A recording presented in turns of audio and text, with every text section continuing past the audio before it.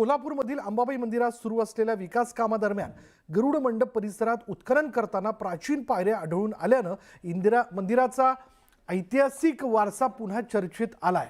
सध्या कोट्यवधी रुपयांच्या विकास आराखड्याअंतर्गत गाभाऱ्याचं संवर्धन, परिसराचं सौंदर्यीकरण आणि पारंपरिक रचनेचं जतन या कामांवर विशेष भर दिला जातोय।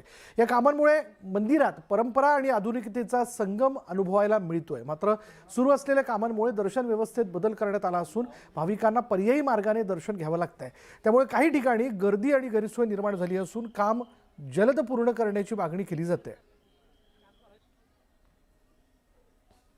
लोकप्रतिनिधींचं लक्ष नाही, शासकीय अधिकाऱ्यांचं लक्ष नाही।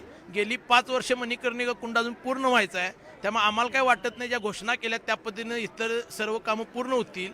ही कामं पूर्ण करून घ्यावे लागणार असतील तर कोल्हापूरच्या जनतेला रस्त्यावरून उतरून कामं पूर्ण घ्यावी लागते असं मला वाटते। मी आपल्या माध्यमातून लोकप्रतिनिधींनी जिल्हाधिकाऱ्यांना विनंती करतो, कामं टाइम शेड्यूलमध्ये पूर्ण करून घ्या आणि पर्यटकांना चांगल्या सुविधा द्या। जे काम चाललं आहे ते लवकरात लवकर कळावं।